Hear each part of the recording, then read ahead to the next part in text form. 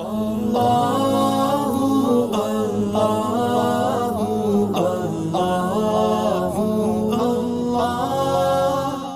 वालेकुम नाज़रीन, आज 26वां रोज़ा है और 26वें पारे की तकरीबन 195 आयत में से सूरह अल-हुजुरात की आयत नंबर 12 को हम आपके सामने आयत इनकलाब के तौर पर लाए हैं। और इसका जो टैगलाइन खुलासा है कि मुआशरे के 3 ऐसे गुनाह हैं जो मुआशरती नासूर के तौर पर हैं, और हम इस वीडियो को सिर्फ इसी नीयत के साथ सुनेंगे इंशाअल्लाह कि अब मरते दम तक इन तीनों जो नासूर हैं इन पर निगाह भी रखनी है और अपनी ज़ात को और अपने किरदार को इससे पाक करना है।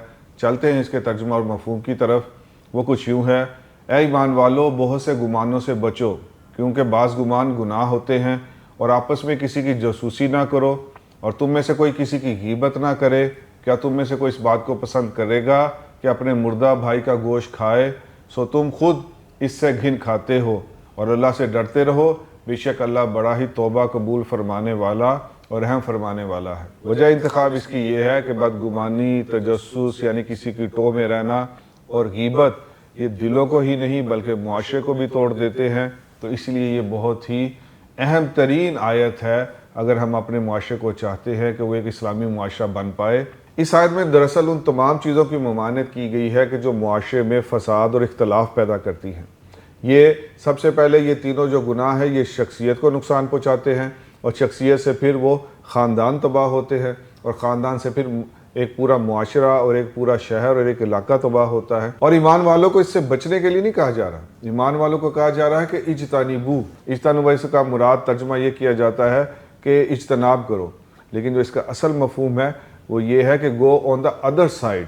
जहाँ कहीं आपका गीबत में मुलव्विस होने का अंदेशा है, तो अगर आप वो मशरिक में है तो आप उससे मगरिब की दूरी इख्तियार करें। अब अगर आपकी कंपनी ऐसी है तो आपको उससे इतनी दूरी इख्तियार करनी है कि आप मशरिक में है तो मगरिब में चले जाएं। आपकी बीवी ऐसी है, आपका खामद ऐसा है जो गीबत का आदी है, तो आप देख लें कि फिर आपको इससे कितना इज्तनाब करना चाहिए कि आप उस गुनाह से की हवा को भी ना पा सके। बज़ाहिर तो ये आपको बहुत मामूली लगता होगा कि भाई गीबत के ऊपर क्यों इस तरह की बात की जा रही है इस वीडियो में, और दूसरा तजस्सुस के बारे में ऐसी क्यों बात की जा रही है। बज़ाहिर तो ये बहुत मामूली लगेगी आपको।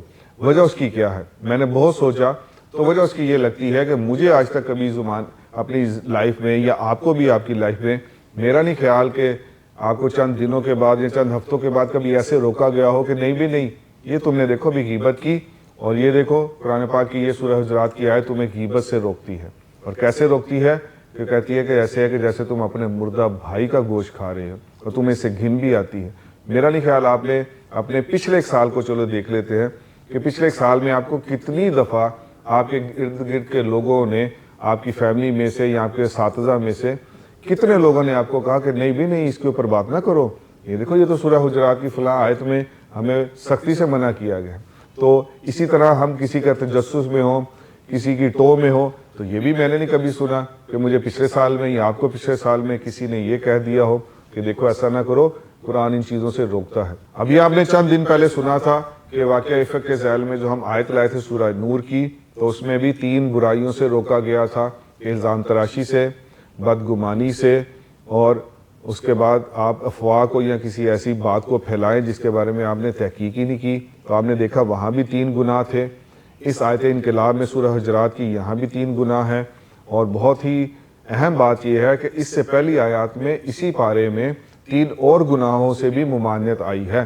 तो सिर्फ इस एक पारे में 6 ऐसे गुनाहों से आपको रोका जा रहा है जो मुआशरे को तबाह बर्बाद कर देते हैं, जो फैमिलीज़ को तबाह बर्बाद करके रख देते हैं। तो 3 जमा 3 6 इसमें, और 3 वो सूरह नूर में। इसी तरह अगर आप चाहते हैं कि एक आप परफेक्ट इस्लामिक लाइफ गुजारें और रोज़े महशर आप अजाब से बच सके, तो फिर आपको चाहिए कि ये 9 या इस तरह के 10-12 जितने भी गुनाह हैं उसको ढूंढकर अपनी लिस्ट बनाइए, और फिर उसके बाद आप देखेंगे कि आपकी सारी ज़िंदगी लग जाएगी आपको इन मुआशरती नासूर और इन मुआशरती बुराइयों से बचने के लिए। तो सबसे पहले तो हम देखते हैं कि इससे बचने के लिए हमारे पास कुरान और सुन्नत में क्या लाहे अमल है। तो आप देखें हदीस में भी आपको तरीका बताया गया है कि बदगुमानी से बचा जाए, और उसकी जो पहली सीढ़ी है वो हदीस शरीफ का मफहूम ये है कि तुम अल्लाह के बारे में हमेशा अच्छा गुमान रखो। वजह उसकी यही है कि बदगुमानी एक बीज है। तो ये जितनी बुराइयां आप आगे देखेंगे جن کا میں ذکر کیا 6 اس پارے میں ہیں اور 3 پچھلے اس سورہ نور میں تھی. تو یہ تقریباً 9 کی 9 خطرناک ترین بیماریوں کا جو بیج ہے وہ بد زنی اور بدگمانی ہے. اس لیے آپ دیکھیں کہ حدیث مبارک میں اس کے بارے میں اکذب الحدیث یعنی سب سے بڑا جھوٹ قرار دے رہے ہیں. تو بہت ہی اہم پوائنٹ ہے کہ سب سے بڑا جھوٹ کس کو کہا گیا؟ جو آپ کے دل میں خیال آیا کسی شخص کے بارے میں، اچھا یہ یہاں سے گزر رہا ہے تو اس کا مطلب ہے یہ اس لیے یہاں سے گیا. یہ بدگمانی. عیب جوئی کا آغاز بدزنی سے ہوتا ہے کہ اگر آپ پہلے کسی کے بارے میں برا سوچیں گے تو پھر اپنے دل میں آپ تقویت دیں گے اور پھر آپ کہیں گے کہ ہاں یہ شرابی ہے، یہ شاید وہاں جا کے شراب پی رہا ہے یا شاید یہ وہاں جا کے یہ غلط کام کر رہا ہے.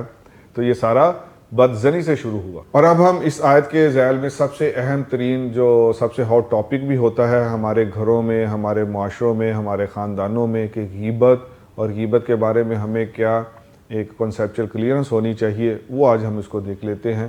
بیسیکلی ہم عمومی طور پہ سمجھتے ہیں کہ یہ دیکھو یہ شخص تو ہے ہی جھوٹا، یہ شخص تو ہے ہی پرلے درجے کا جھوٹا، بس اس کے بارے میں بات کرنا تو غیبت نہیں ہے. اور عمومی طور پہ اکثر لوگ یہی کہتے ہیں کہ یہ برائی اس کے اندر ہے، اب غیبت کیسے ہو گئی. یہ بہت دفعہ ڈائیلاگ میں نے بھی سنا، آپ نے بھی سنا. لیکن غیبت کی تعریف ہے ہی یہی کہ کوئی ایسی برائی جو کسی شخص میں موجود ہو اور آپ اس کی پیٹھ کے پیچھے یا آپ اس کی غیر موجودگی میں اس کا ذکر XYZ کسی سے بھی کر دے، یہی غیبت ہے اور اسی سے بچنا ہے. اور اگر وہ اس کے اندر وہ برائی ہے ہی نہیں تو پھر یہ غیبت نہیں، بہتان ہے اور یہ بھی بہت بڑا جرم ہے. جو بہت اہم بات اس میں بیان کی گئی ہے وہ اس کے اوپر ایک مفسر نے بہت کمال ایک کمنٹری کی ہے، وہ میں آپ کے سامنے لے کے آیا ہوں. فرمایا کہ کیا تم میں سے کوئی ایسا پسند کرے گا؟ تو مفسر نے کہا کہ آپ لاکھوں لوگوں سے پوچھ لیں. یعنی بہت ہی جھٹکی سٹائل سے یہ مثال سمجھائی، میں بھی آپ کو ویسے ہی عرض کیے دیتا ہوں کہ یہ جو کہا نا کہ کیا تم میں سے کوئی پسند کرے گا، تو لیٹ سے کہ پاکستان لاہور کی آبادی 2 کروڑ ہے، 2.5 کروڑ ہے. تو آپ 2.5 کروڑ میں سے کسی بھی مرد کو روک کر یہ پوچھے کہ کیا تم اپنے مردہ بھائی کا گوشت کھاؤ گے، تو آپ یقین جانیں کہ اس کے چہرے پہ جو ناگواری آئے گی وہ میں بھی سمجھتا ہوں اور آپ بھی سمجھتے ہیں.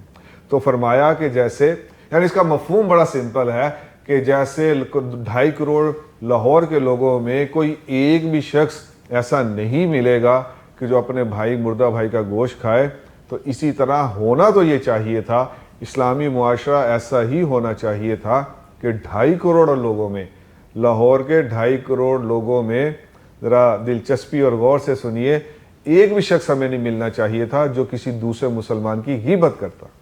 میں نے اس نہج سے اس مفسر کی بات کے علاوہ کبھی اس کو سنا نہیں تھا اور مجھے بہت ہی جھوم اٹھا کہ کتنے آسان اور عام فہم انداز میں انہوں نے قرآن پاک کی ایک لائن کی تشریح کر دی کہ جیسے ڈھونڈنے سے لاہور میں کوئی ایک بھی ایسا نہیں ملے گا تمہیں کہ جو اپنے بھائی کا گوشت کھائے، تو اسی طرح ایک بھی شخص ایسا نہیں ملنا چاہیے تھا کہ جو کسی کی غیبت کرے.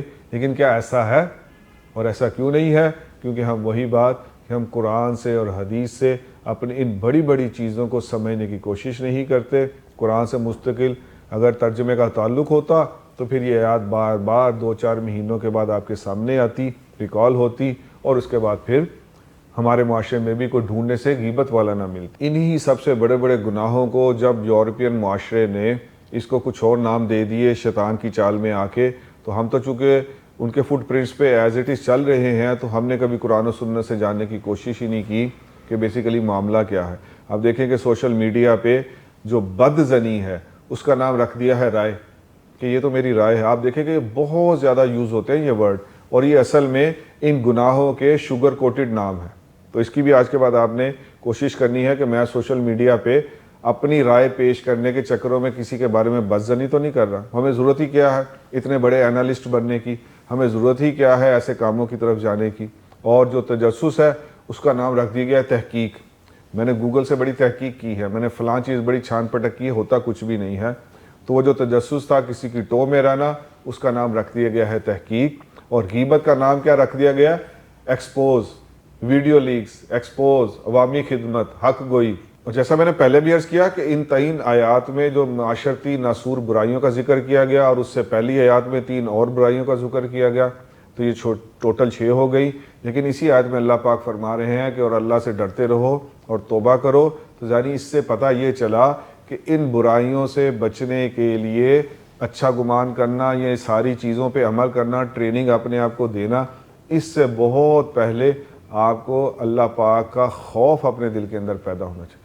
ویسے بھی ایک بہت بڑے امام نے لکھا ہے کہ ہر چیز کی، ہر عمل کی اور دین اسلام کی ہر چیز کی بنیاد ہی اللہ کا خوف ہے۔ وہ یہاں بالکل سمجھ آ رہا ہے کہ اگر اللہ کا خوف ہوگا تو پھر یہ زبان بھی رک جائے گی کہ وہ کسی کے بارے میں ایسی بات کرنے کو تیار ہی نہیں ہوں گے۔ اور اللہ پاک نے جو فرمایا کہ بس سچی توبہ کرنا، وہ ایسا ہی ہے کہ جیسے اس نے وہ گناہ کیا ہی نہیں۔ اور جو آخری بات ہے اسی آیت کے ذیل میں کسی مفسر نے لکھی ہے، وہ میری سب سے زیادہ ایک فیورٹ ٹاک بھی ہوتی ہے، کیونکہ میں جب بھی سیرت کو پڑھاتا ہوں تو میں یہ بات بہت روزانہ کی بنیاد پہ عرض کرتا ہوں کہ یہ جو مسلکی جھگڑوں کی وجہ سے ہم مختلف کیمپسوں میں بٹے ہوئے ہیں، سیرت میں اس کی شدید ممانعت ہے۔ اور یہاں بھی آپ قرآن میں بھی دیکھ لیں کہ قرآن پاک نے اسی سورہ حجرات میں یہ جو 6 آیات ہیں، ان میں 6 معاشرتی ناسور برائیوں کا جو ذکر کیا ہے۔ تو بیسیکلی یہ قرآن مجھے اور آپ کو سمجھا رہا ہے کہ قرآن پاک مسلمان معاشرے کو ایسے دیکھنا چاہتا ہے کہ ان کے اندر اختلاف پیدا کرنے والی ہر چیز کو جڑ سے کاٹ دیا جائے، اور ایسے دیکھنا چاہتا ہے کہ 1 یونٹ اور ایک ہی ذات کی طرح 25 کروڑ پاکستانی، جیسے میں اپنی ذات سے محبت کرتا ہوں، جیسے میں اپنی ذات کے بارے میں کوئی نقصان برداشت نہیں کر سکتا، جیسے میں اپنی ذات کے بارے میں کوئی تکلیف، کوئی بیماری برداشت نہیں کر سکتا، ایسے ہی میرا ایک سوچ اور فکر ہونی چاہیے کہ میرے 25 کروڑ سندھی، بلوچی، پنجابی اور یہ سارے جو میرے بھائی ہیں، پٹھان، یہ سب افغانی، جو بھی ہیں مسلمان، یہ سب میرے بھائی ہیں۔ جیسے میں اپنے جسم کے بارے میں کوئی ایسی تکلیف برداشت نہیں کر سکتا، ایسے ان کے بارے میں بھی میں کوئی تکلیف برداشت نہیں کر سکتا۔ تو اسلام، قرآن آپ کو مسلمان معاشرے میں پھوٹ اور اس طرح جو اختلافات ہیں اس کو برداشت ہی نہیں کرتا۔ بہت حیران ہوتا ہوں میں، اور میں قبر میں اترنے تک حیران رہوں گا کہ ہمارے معاشرے میں اختلاف کو سب سے زیادہ پھیلانے والوں میں دیندار طبقہ ہی ہے، جو اپنے مسلکی وابستگی کی وجہ سے اوئے توئے بلا بلا کافر یافر پتہ نہیں کیا کچھ پچھلے 75-78 سال سے اس ملک میں ہو رہا ہے۔ تو لیکن اگر آپ قرآن کو پڑھیں تو پھر یہ ساری باتیں بالکل ہی بے فائدہ نظر آتی ہیں۔ آخری بات آپ سے یہی ہے کہ ایک مومن کی زبان کسی کے لیے زخم نہیں، دوا ہونی چاہیے۔ آج کے بعد میں بھی عہد کرتا ہوں، آپ بھی عہد کیجئے کہ ہماری زبان کسی کے لیے مرہم تو ہو سکتی ہے، لیکن کسی کے لیے تکلیف اور پریشانی کا باعث ہرگز نہیں ہوگی۔ کل انشاءاللہ پھر آیت انقلاب کے ساتھ حاضر ہوں گا، تب تک کے لیے اجازت دیجیے۔ اللہ حافظ۔